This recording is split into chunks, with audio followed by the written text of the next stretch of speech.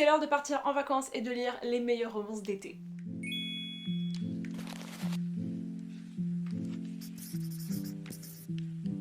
Hello, c'est Stell et bienvenue dans un vlog que j'espère va être assez fun. Je vais partir en vacances quasiment tout le mois de juin dans 3 endroits différents. C'est un peu mes seules vacances parce qu'après cet été je dois travailler donc j'en profite. Et en même temps j'ai plein de nouvelles sorties de romances qui m'intéressent de ouf, notamment des nouvelles autrices dont j'ai jamais lu aucun livre et dont je crois c'est aussi le premier livre. Et je me suis dit que ça pourrait être fun de faire un concept genre 3 destinations, 3 romances. Donc voilà les amis, je vais vous embarquer avec moi dans mes valises pour profiter du soleil, des beaux paysages et aussi pour vous parler de livres. Du coup, quelles sont les 3 romances que j'ai sélectionnées? Premièrement, j'ai très envie de lire Annie Knows Everything de Rachel Wood. C'est une rom-com office romance, donc en gros on va suivre 2 personnages qui travaillent ensemble et qui vont avoir une petite romance toute mimi. Et le résumé est un peu confusing, je sais pas trop de quoi ça parle. Je crois que c'est un bail où la meuf se fait licencier et du coup elle doit trouver un nouveau taf et c'est avec le boss de ce nouveau taf. Enfin bref, nous verrons bien, c'est à New York. La couverture est hyper colorée, ça a l'air extrêmement good vibes. Ensuite nous avons Phoebe Berman's Gonna Lose It. Et je vous avoue que celui-là j'ai de grandes attentes parce que le thème me parle beaucoup. Ensuite l'histoire de Phoebe Berman qui approche ses 30 ans et qui voudrait cocher une case énorme, avoir son premier copain et surtout faire l'amour. Le problème c'est qu'elle est extrêmement stressée avec tout ce qui concerne l'intimité. La dernière fois qu'elle a embrassé un garçon, elle lui a vomi dessus.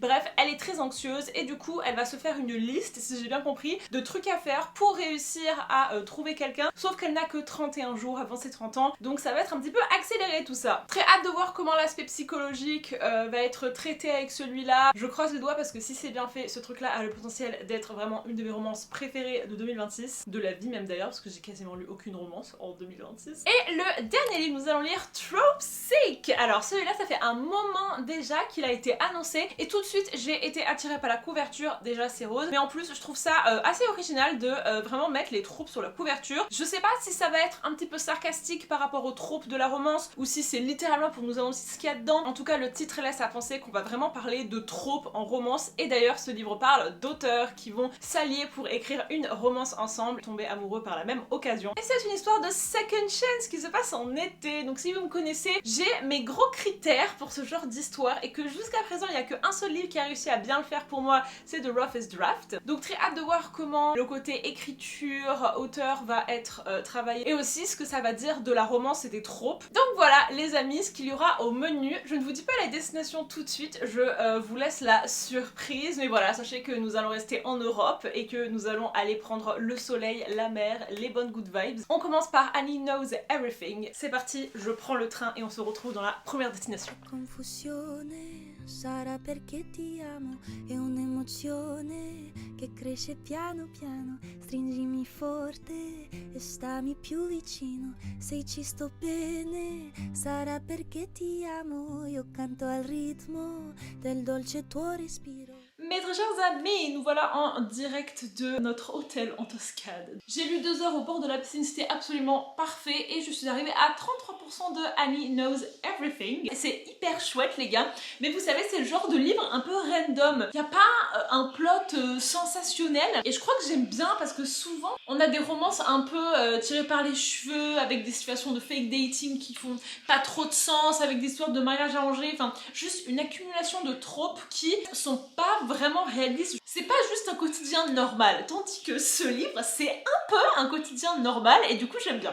On rencontre du coup Annie qui apprend 2 très mauvaises nouvelles au début de ce roman. De 1, elle est licenciée et de 2, sa petite sœur se refiance avec son ex qui est un connard de première. Elle demande à sa meilleure copine qui travaille aux ressources humaines si elle peut pas trouver un taf un petit peu à l'intérieur de l'entreprise. Elle lui trouve un poste mais dans un truc qui n'a rien à voir avec ce qu'elle faisait. De base elle était plus dans la relation service client et là elle va passer dans l'analyse des data et du coup c'est du code et en gros elle se pointe un petit peu dans le service du code au culot et elle leur dit voilà c'est moi. Forcément elle fait face au boss qui lui dit mais non moi je veux faire un entretien d'abord, enfin tu peux pas juste te ramener comme ça et dire c'est bon c'est moi la nouvelle, genre non. Et du coup il se moque un petit peu d'elle parce qu'il capte qu'elle a pas forcément les skills qu'il faut mais elle a du bagou, elle arrive un petit peu à s'en sortir et au final elle est engagée. Et de l'autre côté qu'est-ce que c'est que cette histoire avec sa sœur? En gros le mec de sa sœur est un peu un mec égoïste, un peu pervers narcissique narcissique. La veille des fiançailles, elle l'avait plus ou moins surpris en train de tromper en fait sa sœur, et du coup elle lui a dit soit tu le dis à ma sœur avant les fiançailles, soit c'est moi qui lui dis en fait. Le mec ne l'a jamais fait et du coup elle a avoué devant tout le monde alors que ils étaient justement en train de faire la fameuse fête de fiançailles. Sa petite sœur lui en veut et ne lui parle pas et ça fait 2 ans. Et du coup là elle vient de recevoir une invitation, il se refiance 2 ans plus tard. Et du coup elle est un peu en mode mais PTDA, vas-y ça t'a pas suffi une fois et surtout wesh donc ça veut dire que tu lui as pardonné à Dan mais à moi tu m'as pas pardonné alors que moi j'ai rien fait hein. J'aime beaucoup cet aspect familial qui je trouve se suffit de ouf à lui-même, bien mesuré je trouve comment ça se passe avec sa sœur et tout parce que du coup elle va à cette fameuse soirée de fiançailles et tu captes que le mec est vraiment pas sympa et que sa sœur elle est un petit peu coincée dans ce truc où en même temps elle veut cette relation et elle veut l'image en fait que la relation lui apporte mais en fait Dan c'est pas un mec en or quoi. Annie elle a déjà ouvert sa gueule une fois du coup elle sait pas trop comment faire et là en gros Annie elle vient de marquer un gros point parce que depuis le début elle avait un peu l'impression qu'elle devait prouver qu'elle méritait sa place dans l'entreprise. Tout le monde a adoré et du coup le boss a été obligé de dire que ouais c'était plutôt cool et j'en suis là, voilà. Donc parlons de ce fameux boss. Donc le mec est présenté comme le dork et je vous avoue que j'ai pas mon tel sur moi mais je mettrai ici la traduction et pour moi c'est un peu genre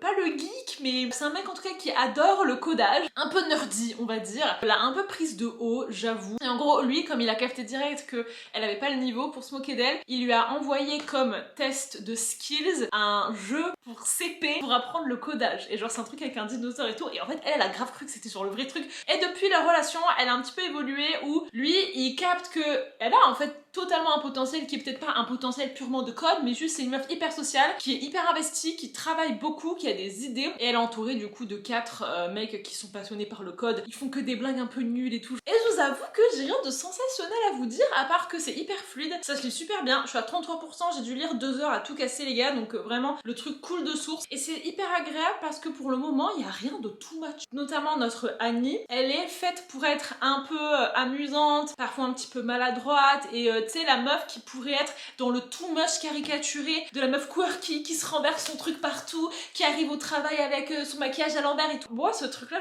j'en ai un peu marre, je vous en ai déjà parlé dans un dernier vlog je crois où je trouve qu'en fait des fois on tire le trait mais beaucoup trop et on rend les meufs un peu stupides pour rien. Et là Annie elle est vachement cool, enfin je la trouve assez chill, assez drôle et en même temps vous voyez elle y va quoi, elle met les pieds dans le plat. Non c'est un personnage qui est pas du tout over the top et les dialogues sont vraiment chouettes, ils rigolent de ouf, on se regarde un peu travailler, on s'envoie des trucs drôles sur la messagerie privée du bureau. Là j'ai hâte de voir aussi comment le drama familial va évoluer. Du coup écoutez cette vidéo commence très bien, je suis assez contente parce que c'est vrai que des nouvelles autrices c'est toujours un petit peu la surprise quoi. En fait je dis ça mais toutes les anciennes meilleures autrices m'ont déçue quoi donc finalement tester de nouvelles autrices c'est peut-être plus safe que de repartir sur des anciennes. Demain on va à Florence donc je vous filmerai 2-3 petits trucs de Florence parce que voilà ce vlog c'est aussi un vlog de vacances.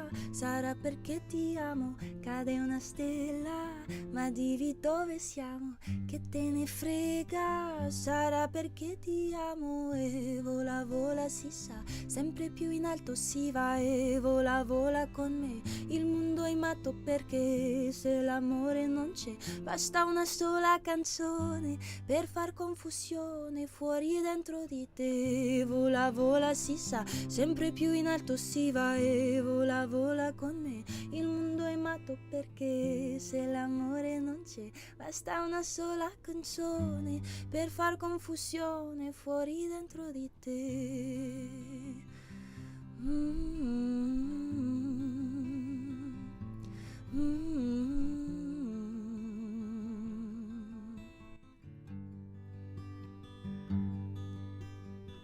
Ma dopo tutto che cosa c'è di strano? È una canzone, sarà perché ti amo, se cade il J'en suis à peu près à mondo, allora ci 60% et spostiamo, je kiffe se de ouf. cade il C'est toujours aussi simple, mondo, mais sarà en fait ça perché fonctionne, ti c'est simple amo mais e efficace. vola Et là vola ils viennent si de se sa, pécho pour la sempre più première in fois alto et si c'était assez va nice. e Voilà, vola hâte de voir vola maintenant con me, comment ça va se il passer, mondo è la matto crise des 80%. perché se l'amore non c'è, J'avais basta oublié mais una j'ai sola littéralement acheté le livre canzone hier. per far confusione fuori dentro di te.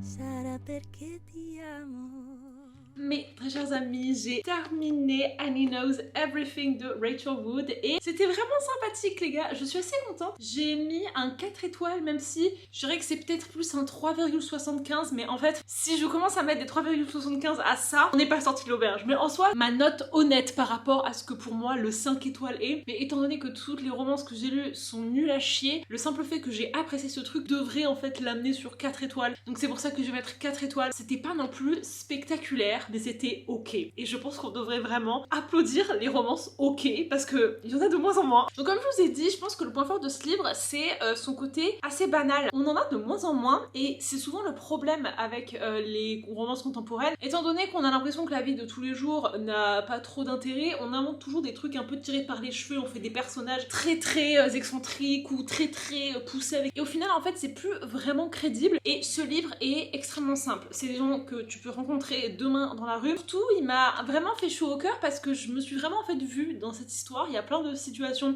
assez drôles, notamment avec ses collègues qui sont du coup un peu son groupe d'amis, aussi avec sa roommate qui est top, et aussi avec sa sœur. Il y avait plein de petits moments du quotidien qui en fait se suffisaient vraiment à eux-mêmes. Tu peux faire des trucs très forts en termes d'émotion, d'humour, sans forcément que le contexte soit hyper original. Vous voyez, on n'a pas besoin d'originalité, on a juste besoin de faire les choses bien. Du coup, on s'est arrêté au moment où on commençait à sentir que quand même ils se plaisaient. Ils ont un pari. Ils travaillent dans le code et il y a un truc en particulier dont je me souviens plus précisément, excusez-moi, qu'ils n'arrivent pas à faire, et ça fait des mois qu'ils essayent de le faire. Et du coup, Annie, elle dit un petit peu, vas-y, moi, je suis là depuis 2 semaines, j'ai l'impression que je révolutionne toute votre entreprise, je me mets le défi, demain j'y arrive. Et du coup, Connor, il lui dit pour rigoler, bah ok, bah si tu y arrives, tu gagnes ça, et si par contre tu perds, tu dois aller nous chercher des cookies à Creams. Et je sais pas si c'est Krispy Kremes, back at it again at Krispy Kremes. Et en fait, le fait est que, bah évidemment, certes, elle a des idées un peu peut-être différentes des leurs, mais elle va pas s'improviser codeuse en une soirée, et du coup, elle n'y arrive pas. Elle doit aller à Krispy Kremes pour acheter des cookies. Et du coup, Connor, bah lui, il savait en fait que ça allait pas marcher. Du coup, genre, il la voit, il est en mode, ah putain, mais t'es vraiment en train d'aller acheter des cookies quoi. Et elle dit, bah oui, j'ai perdu le pari, moi je respecte mes engagements. Et à partir de là, tout devient assez mignon parce qu'ils sont de base collègues, ils ont que des interactions au travail, et c'est toujours super sympa de voir cette bifurcation vers on est plus que des collègues, on interagit aussi en dehors du travail. Tu sais, tu te parles plus naturellement, enfin tu te racontes un peu plus de trucs,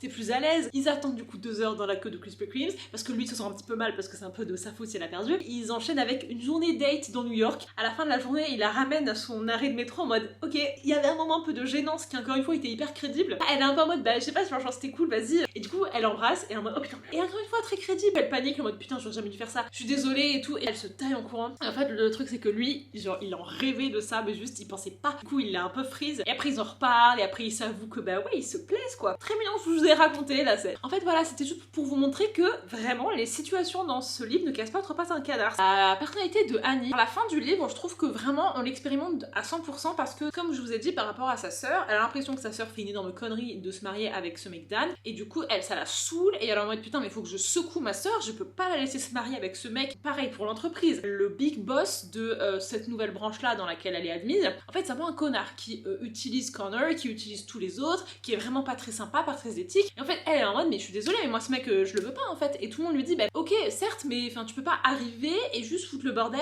comme ça, enfin non, nous ça fait 5 ans qu'on travaille comme ça. Sauf que Annie va finir par le faire, et une crise un peu des 80% qui était assez intéressante parce que vers les 70% je me suis dit ok ils sont happy, ils ont couché ensemble, c'était vraiment chouette, la scène de sexe était très très bien. Attendez, je fais une petite parenthèse avant de vous parler de la crise des 80%. Il y a un truc que je n'aime pas en romance, c'est nous faire attendre pour rien. Tu sais, ils s'embrassent un peu une première fois, ils commencent un peu à se chauffer, et là il y a quelqu'un qui rentre, ou oh non mais attends on peut pas faire ça maintenant, oh non mais machin. Et du coup toi ben tu montes en fait, t'es en mode waouh, t'as l'anticipation qui monte parce que c'est bon, ils ont enfin une scène intime et tout. Et en fait au final il se passe mais genre 18 chapitres avant que tes personnages se retrouvent dans la même pièce, et du coup c'est un peu chiant. T'as presque l'impression que la première fois où ils se sont chauffés c'était juste pour nous donner en fait un petit élan comme ça d'excitation au milieu du livre, alors qu'en soi enfin il n'y avait pas raison d'être quoi, parce que ils vont véritablement se choper à la fin du livre. Je sais pas si vous voyez ce que je veux dire, et moi je déteste. Moi quand tu commences à être sérieux comme ça je suis en mode mes frérots en fait, genre donne-moi. Et là ils ont commencé à se chauffer, ils ont été interrompus, et genre ils se sont regardés dans les yeux, ils se sont dit ce soir ce soir. Et moi j'ai dit oh, oh, oh,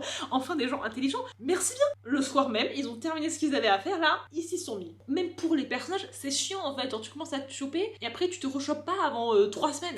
C'est chiant. Revenons du coup à cette crise des 80%. Il y a eu une énorme dégringolade, un peu mise en scène, mais c'est ok. Vous voyez, il y a des trucs où je suis en mode mais MDR. On voit que l'autrice s'est arrangée. Mais là en fait, pour moi, ça allait bien avec le livre, vous voyez, que des choses qui étaient assez sous-jacentes. Donc c'est bien, elle a pas sorti ça de nulle part. Le seul truc c'est que ça a vraiment dégringolé les gars, mais en 2 secondes. Donc ils couchent ensemble le fameux Tonight. Le reste du week-end, elle est avec sa sœur qui vient sur New York pour la voir. Et elles ont un crash out énorme, elles s'engueulent, parce qu'en gros sa sœur, elle a aucun enthousiasme, elle essaye une robe qui est moche et elle dit c'est bon, ce sera cette robe. Et en fait Annie elle est en mode mais non mais putain, enfin t'es censée être heureuse là, genre c'est censé être un bon moment et juste toi tu tires la gueule toute la journée, t'essayes une robe où objectivement te fous pas de ma gueule, tu sais que t'es pas belle dedans et tu l'achètes, enfin ça n'a aucun sens, pourquoi tu fais ça en fait? Sa sœur pète un câble et dit mais arrête de vouloir t'immiscer dans ma vie, stop, tu crois que tu sais mieux que tout le monde mais genre arrête de te mêler, t'es personne en fait pour donner des leçons machin et juste genre elle se gueule dessus. Elle est un petit peu honteuse Annie parce que la veille Connor lui avait dit vas-y demain tu vas voir ta sœur, sois chill, réagis pas à ce qu'elle te dit, essaye de rester calme et en fait elle n'est pas du tout restée calme. Lundi ils se croisent au taf, en gros elle lui dit rien, dans le sens il lui dit alors ça s'est bien passé et là la meuf elle ment en mode ouais ça s'est bien passé et moi j'ai dit ah mais pourquoi tu mens? Elle a eu des bonnes raisons de le faire parce que elle veut un petit peu garder cette image auprès de lui. Ensuite il y a une réunion où en gros elle apprend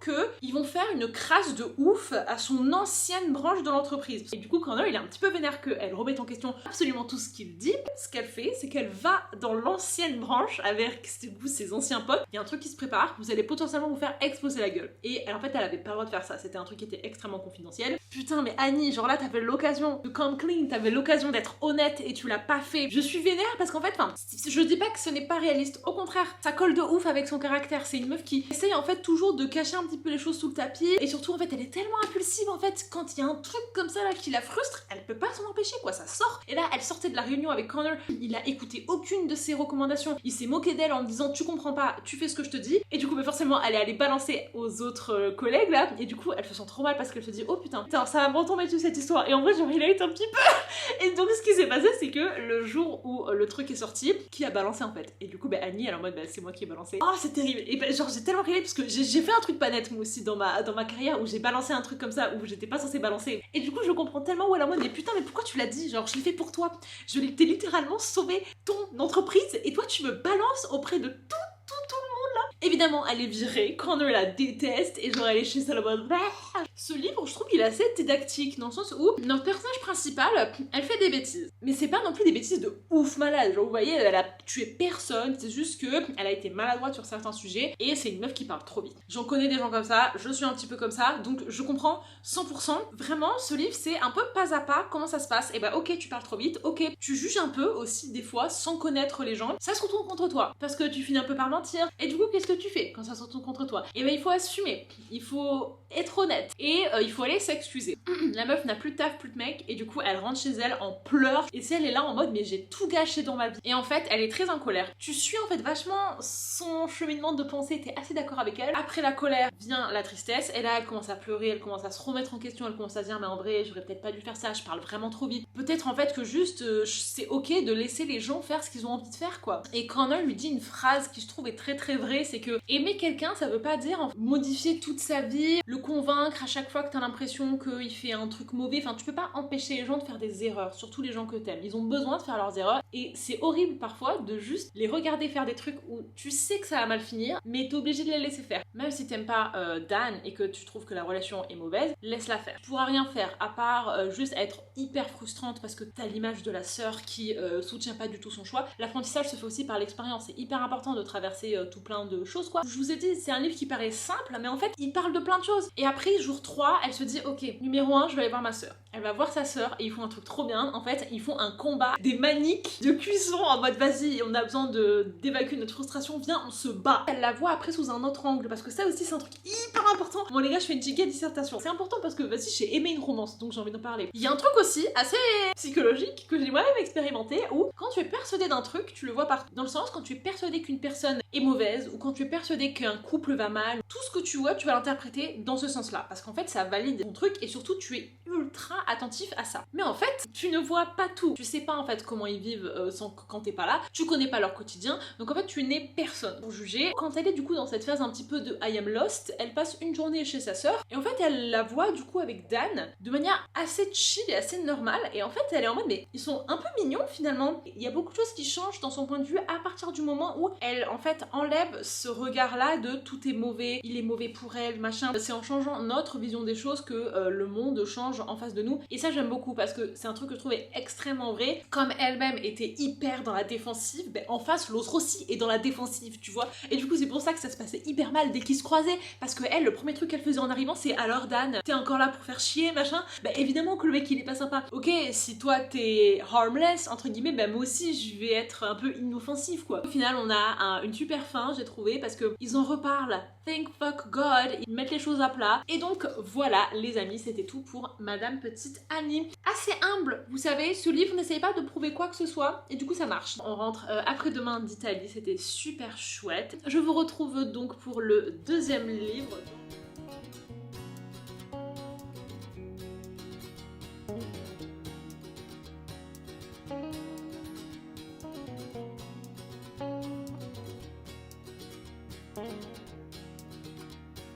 I would ask you how you've been, it's all over the internet. Oh, hey, I mean, you knew that after all. Mes très chers amis, je suis arrivée à la destination numéro 2. Je vais passer du coup la fin de la semaine chez mes parents et du coup nous allons lire le livre numéro 2 de ce vlog. Il s'agit de Phoebe Herman's Gonna Lose It et le petit blurb c'est A Modern Day Bridget Jones. Ambitieux. Je l'ai commencé ce matin dans le train, je suis à 12%. On est encore une fois dans une rom-com et on va suivre le personnage de Phoebe qui approche ses 30 ans et son plus gros complexe c'est qu'elle n'a jamais fait l'amour, elle n'a jamais eu de copain. Sauf que Phoebe c'est une grande romantique, elle rêve de son grand amour. Elle pense à ça toute la journée. Ce qui va se passer, c'est que quand elle avait 18 ans, elle a fait un atelier à l'école où il fallait s'écrire une lettre qu'on allait recevoir lorsqu'on aurait 30 ans. Elle reçoit du coup sa fameuse lettre un petit peu en avance. Et sur cette fameuse lettre, il y a marqué « Fais l'amour, s'il te plaît ». Elle va se donner 31 jours pour trouver quelqu'un pour coucher avec. Je la trouve assez touchante dans pas mal de ses réflexions. Moi, je sais que avant d'avoir mon copain, j'étais dans la même situation qu'elle. C'était quelque chose dont je souffrais énormément et ça m'a d'ailleurs inspiré pour pas mal de livres. Donc voilà, c'est un sujet que je maîtrise. Notamment, il y a une scène où il y a tous ses potes qui parlent de leurs expériences et tout en mode ah mais moi j'ai un date machin, ah mais moi hier j'ai couché avec truc. Et elle est là en mode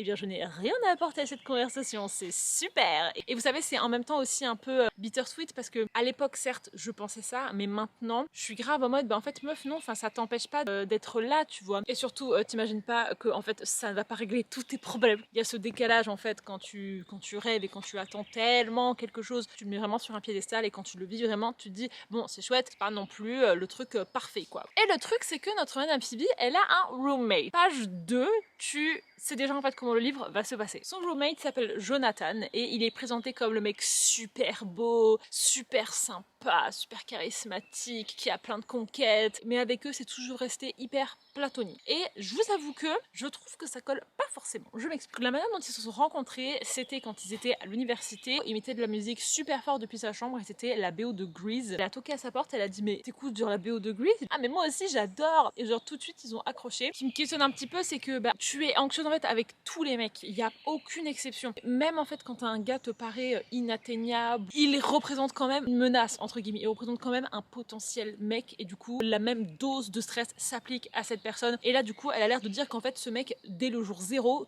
il est tout de suite passé au-dessus de toutes sortes de stress. Ils sont hyper affectueux, ils se font des câlins, ils habitent ensemble. J'aimais quand même du coup une petite réserve par rapport à ce truc là parce que si jamais la meuf elle est hyper stressée par rapport à des mecs au point de leur vomir dessus, bizarre qu'elle ait un roommate qui soit un gars extrêmement beau en plus. Et en fait ce qu'elle dit et que ça m'a un petit peu agacée, dès le début j'ai su qu'il y avait aucune ambiguïté entre nous parce qu'il est magnifique et moi je suis moche. J'ai dit mais ça n'a aucun rapport. Enfin non meuf. Et moi c'est ce truc un peu catégorique de lui il aime les meufs meufs belles, les meufs parfaites que je vois sur son Instagram, les blondes, machin. Moi, j'ai les cheveux bouclés. Moi, je ne suis pas comme ça. Ça m'énerve. Je sais pas si c'est un besoin de faire un I'm not like other girls, mais sans paraître trop superficiel. Du coup, c'est moi, je suis pas comme les autres meufs, je suis moche. En fait, j'ai l'impression que tu cherches obligatoirement à créer en fait deux catégories de meufs et surtout à te distinguer en fait des autres meufs. Toutes les meufs sont belles, surtout, j'ai envie de dire quoi. Pourquoi est-ce que tu forcément attribues genre tes cheveux comme étant un truc moche? We all know what's gonna happen, girl. Donc, ne commence pas à nous donner des excuses de merde, tu vois. Voilà. Puis moi, je suis moche. Hein. Je suis sûre que si je regarde un petit fan art, tu seras pas si moche, meuf. Donc voilà. Petit truc bizarre dans ce prémisse. La meuf a un coloc magnifique et il y a jamais eu d'ambiguïté. Et après, elle dit, mais par contre, si jamais elle me demande en mariage, bah, évidemment que je vais dire oui. Hein. On s'entend trop bien. Et donc il y a de l'ambiguïté. Enfin, si tu me dis que si demain il te demande en mariage et que tu dis oui,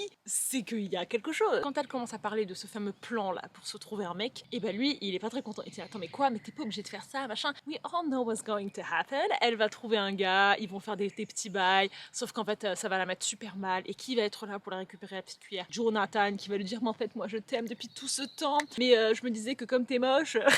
Tout ça pour dire que je vous montre mes seins depuis tout à l'heure. Ce livre en soi a un pitch risqué. Tu fais face en fait à beaucoup de meufs, donc tout le monde va projeter en fait sa propre histoire. Et moi c'est un petit peu ce que je fais malheureusement. Hein. Et vous savez, elle a fait une note d'auteur que je trouvais était très très cool, mais je crains que ça la desserve. En gros, sa note d'auteur c'était moi quand je lis de la romance, je trouve que c'est pas réaliste parce que tout se passe toujours bien. On panique jamais à l'approche d'une scène intime. Donc je vais écrire une héroïne qui a de l'anxiété, ce qui fait que les scènes intimes seront peut-être pas les meilleures du monde ou que ça vous enverra pas du rêve, mais au moins c'est réel. Ce qui est vrai et ce que je valide énormément. Mais du coup, je vais être hyper attentive à ça. On a un homme. Ce que je trouve un peu dommage, j'ai l'impression que l'autrice veut se dédouaner de plein de trucs et du coup, limite, elle va en faire trop dans le sens inverse. Mais c'est sûr et certain que ça va pas se transformer en un Friends to Lovers parce que je l'aurais déjà su hein, si c'était ça, machin. Et moi, je suis en mode, mais meuf, on sait très bien que ça va finir en Friends to Lovers, donc à quoi sert cette phrase? Qu'est-ce que tu fais? Un énorme boulard. Donc voilà, je vais continuer et du coup je vous en dirai des nouvelles tout à l'heure. If you're looking for an autopsy or a half-assed apology, then I think you picked the wrong time to make this call. It is not irrelevant that you stop taking your medicine, but I'm giving you the benefit cause it's raining down.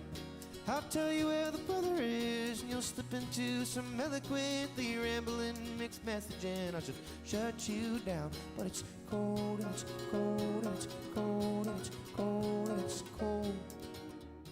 Mes très chers amis, je suis arrivée à 48% de Phoebe Berman's Gonna Lose It et ça commence à devenir vraiment du n'importe quoi. En fait, ça me saoule, j'ai qu'une envie, c'est de le DNF. Je vais le finir quand même pour la vidéo et parce que je pense que le pire est à venir. Toutes les choses que je craignais un petit peu par rapport au début se sont révélées être vraies. De 1, le ton de ce livre, c'est un ton qui se veut très humoristique, mais en fait, c'est pas drôle du tout. Il y a des scènes ridicules, des trucs pour montrer que le personnage Phoebe, elle est un peu maladroite, un peu quirky et en fait, c'est juste ridicule as fuck. Il y a une scène où la meuf elle cache un truc dans son dos, genre du papier, et genre ça lui coupe le dos et du coup elle saigne et du coup il y a du sang qui coule derrière ses jambes et du coup elle se retourne, genre le mec il est en mode et elle se dit oh putain genre il a cru que j'avais mes règles sur ma jambe, enfin oui des trucs comme ça où tu te dis enfin pourquoi tu te sens obligée de la rendre ridicule. Aussi à un moment donné elle est dans l'avion et genre elle s'endort et elle se renverse son jus d'orange dessus. À un moment donné elle est assise et il y a son sac à côté d'elle, elle renverse son sac et genre il y a un parfum qui sort du sac, tentation machin, le mec regarde le parfum, c'est rigolo tu vois, et elle est en mode ah non mais c'est pas mon sac, je sais pas à qui est ce sac, ce n'est pas mon sac.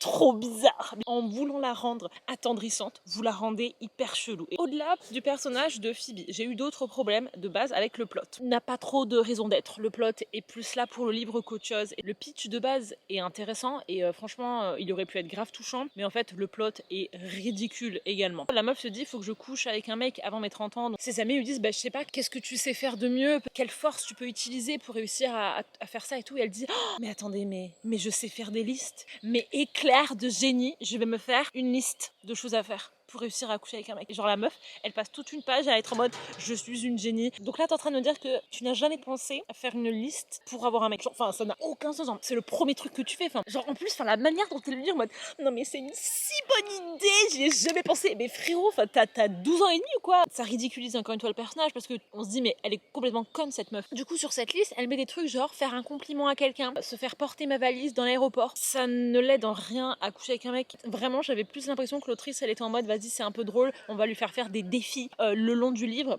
mais ça n'a aucun lien avec le fait de coucher avec un mec, tu vois. Donc elle est en mode vas-y j'ai trouvé un mec pour me porter ma valise, vas-y je suis trop motivée machin, et le mec se disloque le bras en portant sa valise parce que non mais elle est super lourde ta valise, ce n'est pas drôle. Et surtout personne se disloque le bras en portant une valise, genre une valise frérot ça pèse pas 70 kilos quoi, genre c'est une valise cabine. En fait c'est pousser le too much pour juste faire des scènes drôles, mais ce n'est pas drôle. Ensuite son fameux truc que je vous disais au début, ouais mais Jonathan jamais je finirai avec lui parce que sinon ce serait vraiment trop cliché, le friend to lovers, et bon le mec est in love de elle, on n'a aucune info de ses sentiments envers lui, et du coup quand on a une info c'est contradictoire avec ce qu'elle nous dit le lendemain. Genre au début du livre elle nous dit friendly, j'ai jamais eu aucune ambiguïté, et d'ailleurs c'est pour ça que c'est mon meilleur ami parce que vous vous souvenez elle est moche et lui c'est genre la star du lycée. À un moment donné elle est en mode faut que j'arrête d'être jalouse de Jonathan. Donc attends, donc tu étais jalouse de Jonathan? En fait elle nous sort des infos en mode en même temps elle le kiffe, en même temps du coup elle le kiffe pas. Donc sois clair, et surtout un truc encore une fois ridicule, et au lieu de rendre le personnage attachant ça le rend complètement con. Ils lui disent il faut que tu crées du coup un compte Hinge, ça fait partie de sa fameuse liste pour avoir un mec. Mais quelle idée de génie. Regardez, dites-moi ce que vous pensez de mon profil Hinge. Tu te rends pas compte qu'il y a un problème là? En mode mais quoi, mais quel est le problème?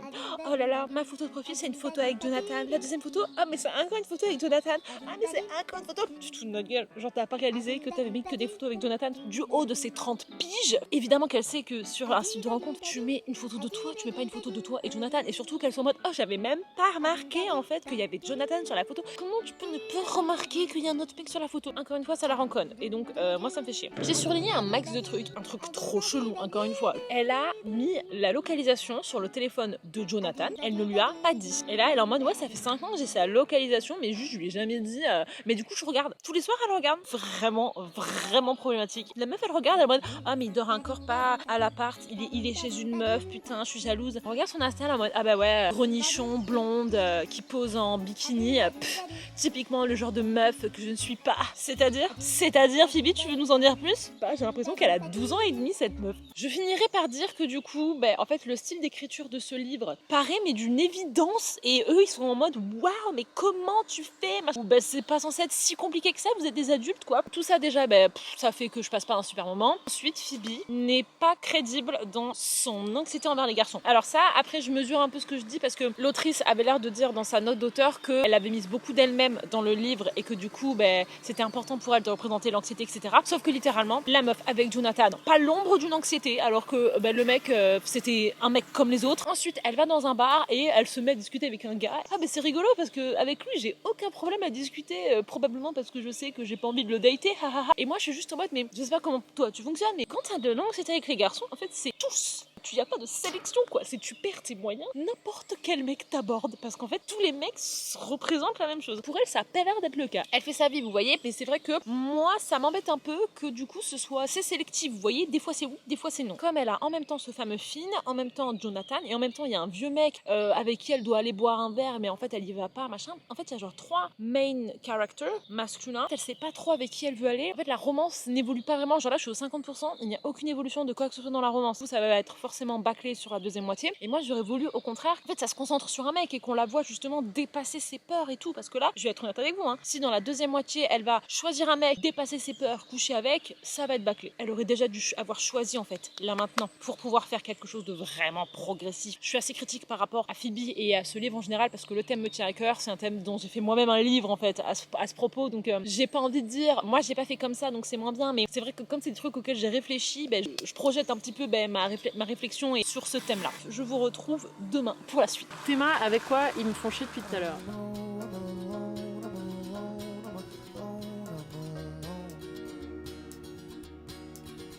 Hope you tell me that you're falling down, that you lost the taste, face the crowd. Whatever made you famous made you sick. But you can know that true pain allows, it ain't up to you to make it out. There ain't no shame in calling this thing quits. But you don't, and you don't, and you don't, and you don't, and you don't. You're a ghost, you're a ghost, you're a ghost, you're a ghost, and you're poison spreading to my lungs. Pain, holding breath, ain't holding any faith at all.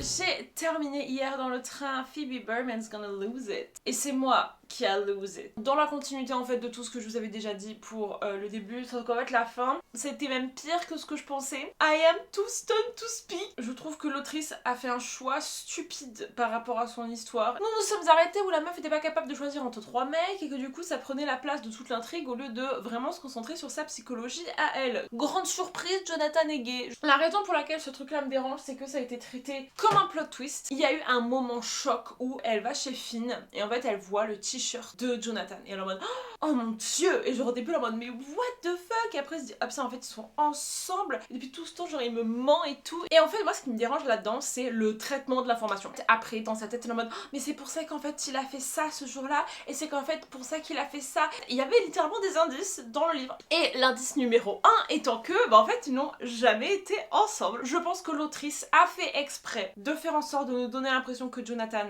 était amoureux de Phoebe, tout ça pour qu'on puisse avoir la surprise de en fait non il est gay. Moi j'étais persuadée que la morale de ce livre ça allait être et ben en fait c'était la personne qui me connaissait depuis tout ce temps, un petit peu comme X's and O's de Emilia. J'étais prête à parier que ça allait être ça et j'y aurais cru et j'aurais dit bah oui évidemment, et en fait c'est pas du tout ça et du coup enfin je sais pas, ça collait pas à ton histoire, enfin t'aurais pas voulu faire ça plutôt. Comme si en fait il fallait une raison à pourquoi Jonathan et Phoebe ne puissent pas être ensemble, parce que juste un mec et une meuf genre ça aurait pas suffi en mode on est juste amis, non il fallait vraiment qu'on prouve qu'ils pouvaient pas être ensemble. Donc ceci était une chose. Suite à cette révélation, Phoebe est en mode c'est bon, ceci est la vitesse à laquelle elle a changé d'avis. Ce n'est pas non possible. Effectivement un déclic, comme son nom l'indique, c'est un déclic. C'est bon en fait j'ai compris que j'ai pas besoin de ça. Elle rappelle Matthew, qui se retrouve être le love interest de ce livre. Nous apprenons cette information au 80%. Nous ne savons pas qui est Matthew. J'avais même oublié que de base avec lui elle faisait des mots croisés. On ne connaît pas ce mec. Et pourtant c'est le love interest de notre livre et c'est pour ça que Jonathan aurait été un choix bien mieux parce qu'on a appris à le connaître. Et donc du coup elle le rappelle et elle lui dit bah voilà moi je suis gênée, moi je suis anxieuse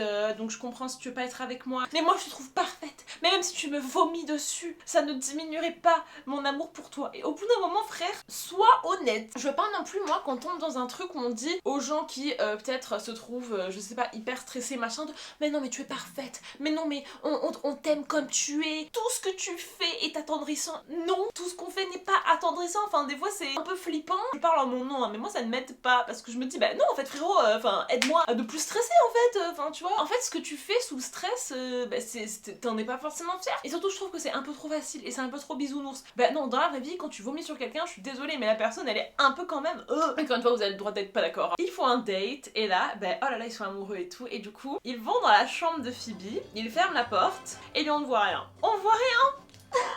Elle nous fait une note d'auteur dans laquelle elle précise. Elle a toujours rêvé de voir une romance dans laquelle les scènes d'intimité ne sont pas parfaites. Et du coup, elle a écrit ce livre. Sauf que tu nous montres pas les scènes d'intimité.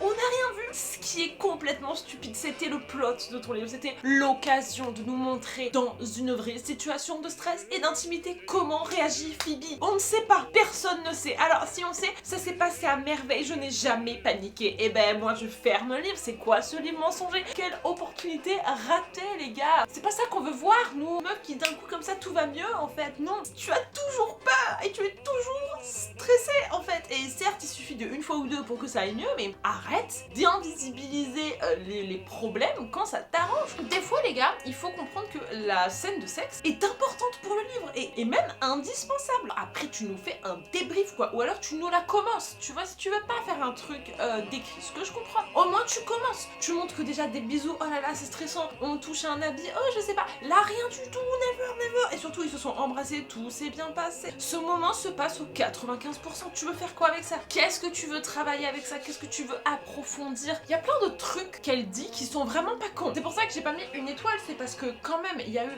2-3 passages où j'étais en mode bah oui ça c'est vrai, ça c'est important de le dire. Derrière en fait il se passe rien et surtout rien dans le livre ne soutenait ces belles phrases là. Genre à un moment donné, Matthew il lui dit bah oui parce qu'avec mon ex machin, elle a fait oh, attends quoi, ton ex? Oh je vais vomir. Un peu gamin, très immature. Et après en mode non mais en fait est-ce que tu peux ne pas te parler de tes ex parce que ça me met mal à l'aise? Frérot tu crois que le mec, enfin il a 30 piges en fait évidemment qu'il a des des ex. Je suis la personne que je suis aussi grâce à mes ex, quoi, tu vois, donc minimum de respect. Ah putain, mais leur premier baiser, les gars, mais leur premier baiser. Donc le but de l'autrice était sûrement de montrer que, voilà, dans la vie, c'est pas toujours romantique. Il y a une différence entre créer des scènes très authentiques et très naturelles et des scènes repoussantes. Mathieu vient de faire le grand 8, il vomit. Après il est en mode, oh putain, genre je suis désolée, j'ai vomi et tout. Elle lui dit, mais t'inquiète, j'ai l'habitude, tiens, j'ai un dentifrice et une brosse à dents dans mon sac. Se brosse les dents dans la... Hop. Ça me donne envie de vomir, les gars, ça me donne envie de vomir. Moi aussi, les gars, je vomis, mais je vomis face à des trucs dégueulasses. Il se brosse les dents dans la rue, il ne crache pas. Il est tellement sexy comme ça parce qu'en fait, genre, elle se voit en lui, tu vois. Et du coup, elle l'embrasse alors que le mec, il a un corps... Avouez, vous vous foutez de ma gueule. Moi aussi, en fait, je suis comme Phoebe Bellman, je vomis, mais pas dans la même situation. Et elle l'embrasse alors que le mec, genre, il a encore du dentifrice et il est en train de se brosser les dents. Littéralement, le mec a aussi vomi à 3 minutes, hein. Ça me dégoûte. It's a fucking book, c'est une romance. Fais un effort. Je vais m'arrêter là, mais tout ça pour dire que c'était un énorme échec. C'est peut-être immature le mot, mais tout ce qu'il disait, j'étais en mode... Lourd, la lourdeur. Son groupe d'amis, mais l'enfer. Alors, ah mais c'est vraiment mes meilleurs amis. Mais ils ont des trucs entre eux qu'ils font qui sont extrêmement problématiques. La localisation, d'ailleurs, on en a jamais parlé. Que la meuf, elle a activé la localisation de Jonathan sans son consentement. Et deuxièmement, pendant que elle et Mathieu sont en train de faire leurs affaires dans leur chambre, les autres sur le groupe chat, c'est vous les entendez là? Vous les entendez? Tu penses qu'il se passe un truc? Moi, j'ai collé mon oreille contre la porte, mais après Jonathan, il m'a dit que quand même ça se faisait pas. Oh putain, j'entendais quelqu'un faire un petit gémissement. Tu penses que c'est Phoebe ou c'est Mathieu? Je sais pas. Mais la vie privée, l'intimité. Genre, comment vous voulez que la meuf se sente à l'aise à l'idée d'avoir quoi que ce soit si jamais, en fait, genre, vous la scrutez comme ça et si, genre, vous l'écoutez? On va passer au dernier livre de cette vidéo avec le dernier voyage.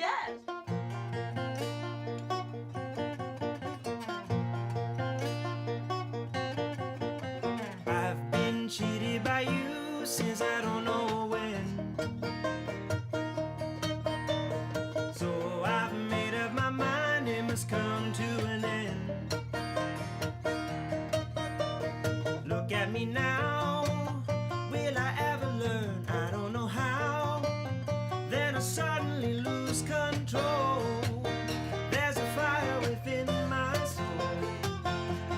Just one look and I can hear it. Bienvenue en Grèce, notre troisième destination. J'ai commencé aujourd'hui Trope Sick, du coup le dernier livre de cette sélection. Je suis à 26%, chapitre 16. En fait, je sais pas si j'aime bien ou pas, c'est un peu déconcertant le style de ce livre. C'est assez rapide, sans forcément que ce soit expéditif, parce qu'on n'a pas trop d'introspection de personnages. En gros, les personnages ne nous laissent pas trop rentrer dans leurs pensées. Tu sais pas trop ce qu'ils ressentent. Du coup, c'est dur de s'attacher à eux. Et juste, en fait, t'es un peu là, comme si t'étais une caméra. C'est un peu perturbant. Après, là, je me suis fait. Mais c'est vrai qu'au début, j'étais un peu en mode, mais attends, c'est grave, dis-moi, tu vois, dis-moi en plus. Donc du coup, dans ce fameux livre, on va suivre l'histoire de deux meilleurs amis d'enfance, Cathy et Tyler. Tyler, c'est le meilleur ami du grand frère de Cathy qui s'appelle Mikey. Et en gros, ils ont grandi ensemble et c'est un petit peu chien et chat. Cathy, sa passion, c'est les livres et l'écriture. Depuis qu'elle est toute petite, elle adore écrire. Et lui, il se moquait un petit peu d'elle, etc. On les voit ensuite dans le présent, alors qu'ils ont 25 ans. Ils ne sont pas parlés depuis 8 ans. Donc la dernière fois qu'ils se sont parlé, c'était genre à 16-17 ans. Et il y a eu un gros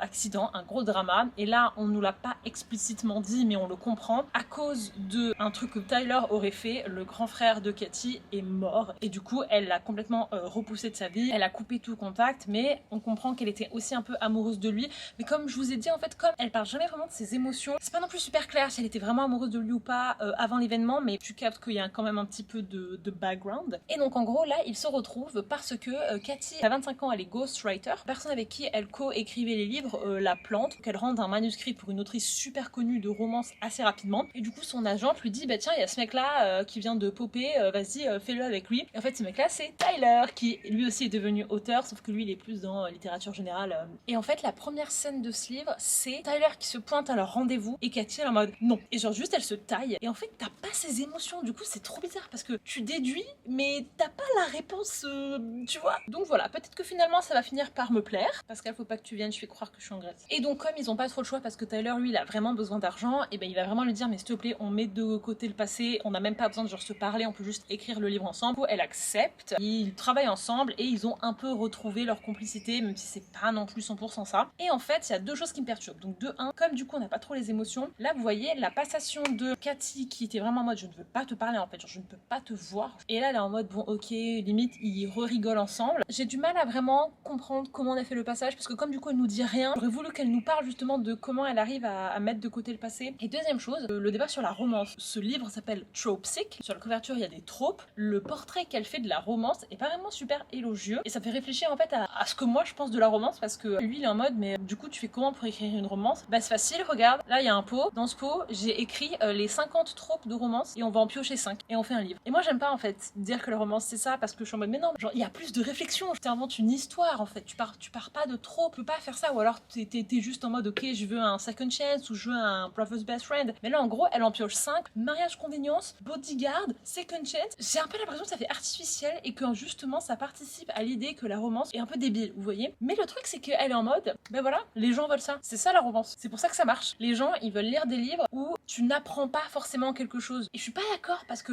j'ai vu quelqu'un parler de ça la dernière fois et j'ai trouvé ça hyper intéressant. Les gens qui disent que la romance ne t'apprend rien, pour ça que c'est aussi traité comme un sous-genre. Eh ben non, parce qu'en termes d'empathie, de plus en plus de rep en romance, et thank God, ça t'ouvre aussi l'esprit sur ça, sur juste genre ce que c'est qu'être humain en fait, sur la communication, sur les relations humaines. Enfin, c'est juste que je pense que tu apprends d'une romance, c'est considéré comme des trucs inutiles, genre l'intelligence émotionnelle, alors qu'en fait genre c'est tellement fucking important, tu vois. Je trouve qu'on apprend énormément quand on lit une romance, on se confronte aussi à ce que nous-mêmes on pense, donc du coup on construit aussi nos attentes à nous et ce qu'on aime, ce qu'on n'aime pas. Moi je trouve que vraiment j'ai beaucoup appris sur ma vision de l'amour et sur moi même en lisant de la romance, tu vois. Donc je suis pas d'accord en disant que la romance t'apprend rien, que justement c'est ce que les gens veulent. C'est pas un livre d'histoire qui va stimuler ta mémoire, tu ne vas pas peut-être retenir des faits précis, mais par contre ça va te faire, je pense, progresser en tant qu'humain. Et encore une fois, je dis ça parce que les romances que je lis et que j'adore sont dans cette catégorie-là, mais je sais aussi, et c'est là où le livre a raison, qu'il y a plein de romances, celles que j'aime pas, qui sont vraiment en mode loterie des tropes et on en fait un petit truc et bim. Je suis coincée parce que en même temps je suis en mode mais non elle a tort, c'est pas ça la romance, c'est quoi ce portrait que tu dresses de la romance, et en même temps elle a pas tort. Et est-ce que c'est mauvais? Et c'est ça aussi la question, parce que moi je suis en mode faut pas faire ça parce que ça met une mauvaise image, mais pourquoi ce serait une mauvaise image, vous voyez, de tirer au hasard des tropes? Enfin voilà, il y a des choses à travailler là-dessus. Mais du coup, donc ça c'est le début du livre. En fait je suis pas dedans parce que comme les personnages ne parlent pas,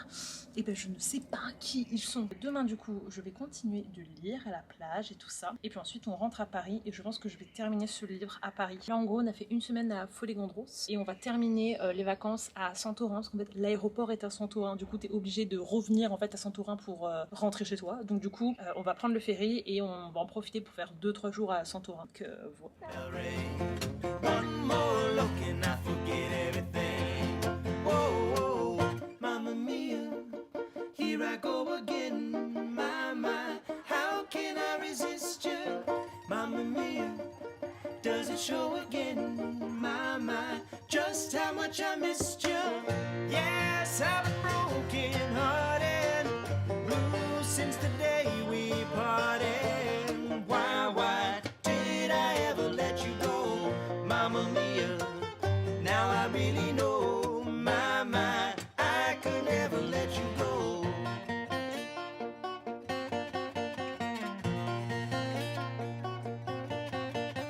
I've been angry and sad about things that you do.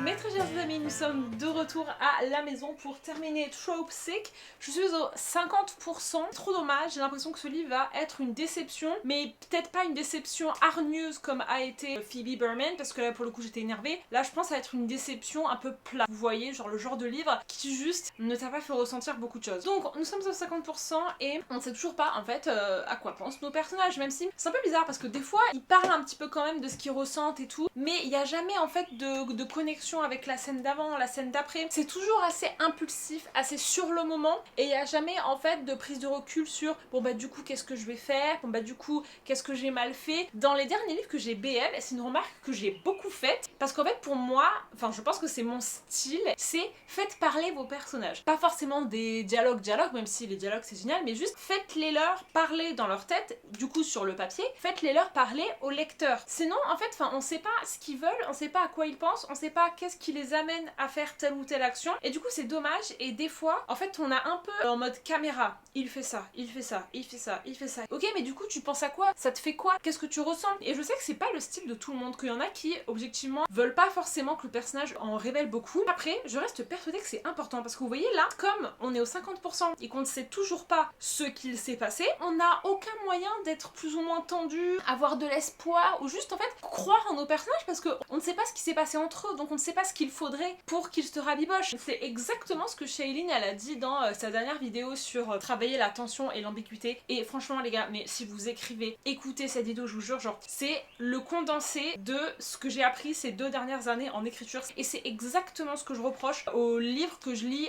plus récemment, parce que je trouve qu'il y a une terrible perte de tension et d'ambiguïté, ce qui fait que en fait la plupart du temps il n'y a pas d'enjeu, on ne sait pas quels sont les obstacles, les envies, les besoins, le plan des personnages, on ne sait pas d'où ils viennent, on ne sait pas ce qu'ils veulent, on n'a pas accès à leurs émotions, on a des plot twists qui sortent de nulle part parce que c'est basé sur une info que le personnage ne nous a pas dit, et toutes ces choses là cassent la tension, parce qu'en fait la tension ce n'est pas l'événement mais c'est le build-up vers l'événement. Et ça les gars, mais genre franchement à partir du moment où on comprend ça, je pense qu'on a tout compris. Et les gars, si jamais tu as aucun truc qui amène à la scène, typiquement le plot twist qu'on n'aurait pas pu prévoir parce que juste le personnage ne nous en a jamais parlé, et ben ça sert à rien, c'est flop. La tension c'est de l'information, et genre ça, au plus tu informes le lecteur sur ce qu'il risque d'arriver, ce que le personnage peut perdre, ce que le personnage ressent, au plus tu es stressé en fait, parce que tu sais quels sont les enjeux. On dit rien et on est en mode non mais ça je veux un peu faire planer le doute, ou ça je veux pas le révéler trop vite, mais du coup tu empêches toute une tension de se créer, parce que si on ne sait pas de quoi le personnage est capable, ou le background, on ne sait pas ce qui est en jeu entre nos personnages, et donc quand les scènes entre les deux arrivent, ben donc pour moi ça c'est un problème, et surtout en romance, parce que tout se base sur les personnages et ce qu'ils ressentent et leur passif. Donc si jamais tu ne nous donnes pas le passif, on ne pourra pas le deviner. L'appartement de Cathy, je sais plus quoi là, et du coup Meredith, donc l'autrice qui écrit pas ses livres, dit bah viens chez moi, comme ça en plus t'écris le livre. Meredith est une petite fouine, parce que par je ne sais quelle action du Saint-Esprit, elle savait que Tyler et Cathy avaient un background, et elle a fait exprès de dire à Sayla de engager Tyler, et elle a fait exprès, enfin bref, ce qu'elle voulait c'est que Tyler et Cathy se retrouvent dans sa maison et écrivent ensemble et se rabibochent. Un peu chelou, hâte de voir pourquoi et comment elle était au courant de ça. Le fait est que là ça fait 2 semaines peut-être que Cathy et Tyler sont donc dans cette magnifique maison. C'est étrange parce que comme nous avons toujours aucune information sur ce qu'ils ressentent ou leur passé, tu sais pas non plus jauger si ça évolue entre eux ou pas. Certes ils se parlent, mais ils se parlent pas de ce qui est important, hashtag leur passé. Il y a vite fait un bail d'alcoolisme avec Tyler. Je suis pas connectée au personnage donc je m'en fous, je dois vous dire. Donc là ils arrivent au moment où techniquement dans leur livre leurs personnages sont censés s'embrasser. Cathy elle fait un peu durer le truc, elle dit mais non mais faut pas que ce soit maintenant et tout. Comme ils se parlent au travers de leur personnage, lui il est en mode bah pourquoi pas, ça colle bien, ils se sont réconciliés, machin, elle est en mode non mais non. Et il n'y a pas en fait de tension. Donc voilà, je vais quand même terminer ce livre demain, je vais encore lire un petit peu ce soir. Ce qui va se passer c'est qu'ils vont plus ou moins s'embrasser, mais ils vont s'engueuler, et là il va y avoir un flashback qui va nous montrer la fameuse scène où le frère il meurt, et ils vont se dire non mais machin truc, et bon voilà. Malheureusement ce sera pas un livre super mémorable, et l'autrice a fait une note d'autrice que j'ai pas trop compris. En gros elle a dit, pour ceux qui diront que ce livre est très mis en scène et que tout ce qui s'y passe est un peu facile, lisez entre les lignes. Ou un truc comme ça. Je crois qu'elle veut dire qu'il y a plus à son livre que juste des tropes, mais du coup je ne sais pas de quoi elle parle. Si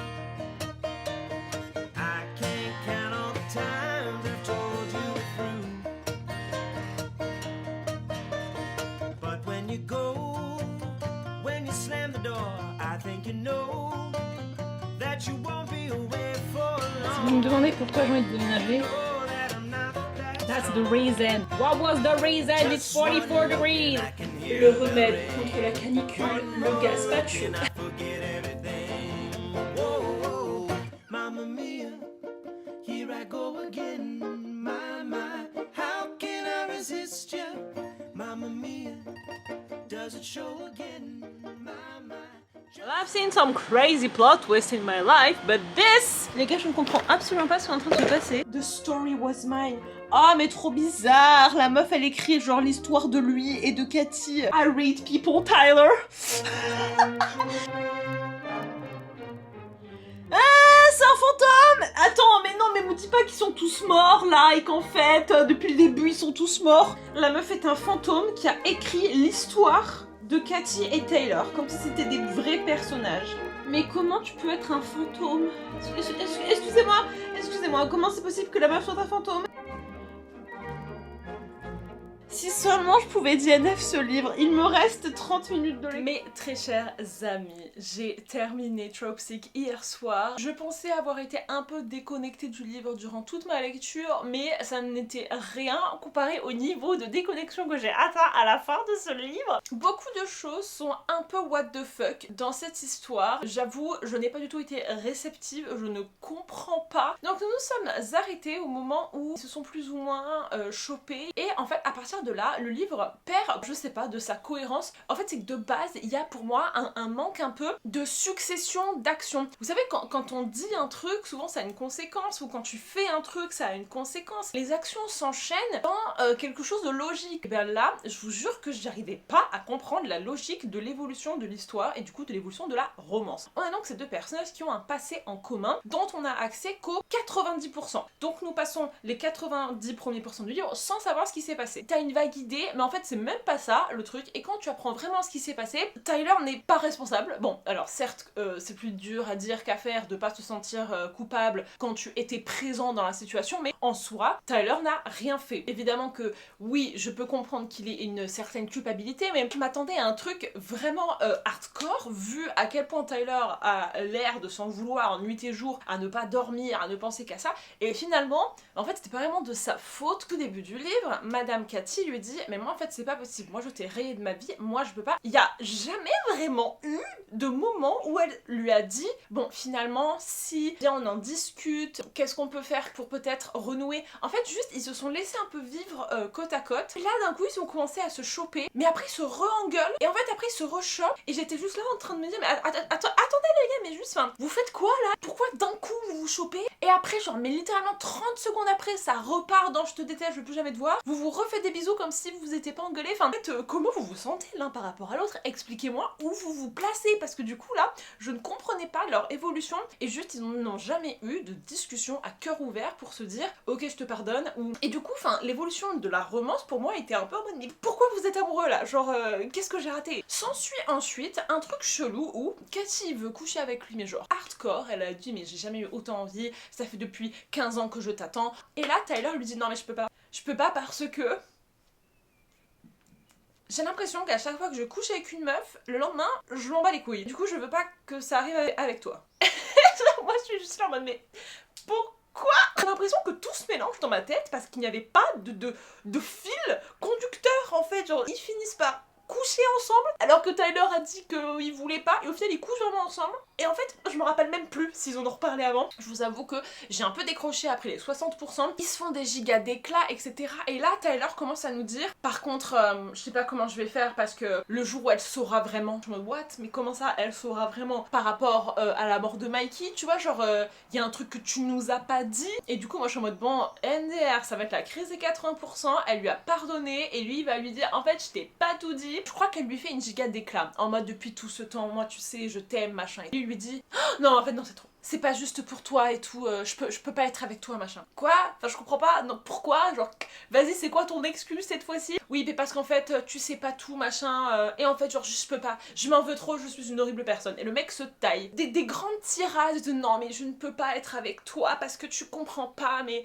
tu seras tellement mieux sans moi. Je peux même pas en fait être émue parce que vous vous racontez, parce que je ne vous connais pas, je suis pas attachée à vous, et juste le truc sort un peu de nulle part. Tu n'as aucun moyen de prévoir ce que les personnages vont faire, et c'est pas une bonne chose parce que tout est dans l'anticipation, c'est ce que je vous disais dans le clip d'avant. En fait quand tu sais qu'ils vont s'engueuler, ou quand tu sais que bientôt ils vont enfin s'avouer leurs sentiments, et ben t'es encore plus excité à l'idée que la scène se passe. Mais là les grandes déclarations popaient comme ça, et t'es un peu oh, ok vous faites une déclaration. J'ai l'impression en fait que je me faisais un peu balader comme ça. Spoiler du coup pour ceux qui veulent lire ce livre, mais en gros Meredith elle commence à lui balancer genre toute sa life, et il voit que genre elle a toute sa life affichée derrière elle comme si genre elle l'avait stalké. Genre là il essaie de l'attraper et genre il peut pas parce que c'est un fantôme. Elle était là, elle leur a fait à manger, et ils ont discuté ensemble, c'est un fantôme. Et pourquoi c'est un fantôme, je ne sais pas. Ça a peut-être dû être dit, mais je vous avoue que quand le drop du fantôme est arrivé, j'ai fait donc vraiment ce livre étonnant, très étonnant. Donc il y a peut-être des trucs où je me dis ça se trouve c'est de ma faute. C'est un peu ce que j'ai commencé à dire cette année, c'est que non c'est pas que de ma faute. Si jamais mon attention s'est complètement évaporée de ton livre, t'es un peu responsable. Parce que Phoebe Burman, que j'ai trouvé ce livre extrêmement nul, putain que j'ai lu jusqu'à la fin et j'ai des détails. Je suis un peu abasourdie, je sais pas quoi vous dire d'autre, je ne comprends pas. Je vais un peu aller lire des reviews Goodreads parce que j'ai besoin qu'il y ait quelqu'un qui ait le même avis que moi et qui l'exprime mieux pour que je comprenne pourquoi ce livre m'a semblé mais hyper insaisissable. Et dernier truc, du coup, c'est que il n'y a jamais vraiment eu de débat sur les tropes. Trope sick, pour moi, c'est que tu vas parler de tropes. Et là, le seul truc, c'est que juste ils écrivent un livre en piochant des tropes au hasard. J'aurais tellement aimé un débat sur la romance de nos jours. Pourquoi est-ce que les tropes fonctionnent tellement? Est-ce que c'est une bonne ou une mauvaise chose? Et voilà les amis, c'est la fin de ce vlog. J'espère que ce petit concept vous a plu. Moi, ça me fait trop plaisir parce que du coup, j'ai un peu des souvenirs de cette fin mai, début juin. Là, les choses vont se calmer. Je vais rester ici et enfin, les choses vont se calmer. Si jamais vous avez lu un de ces 3 lignes, n'hésitez pas à me dire ce que vous en avez pensé en commentaire. Je vous fais des bisous et à plus tard dans la prochaine vidéo.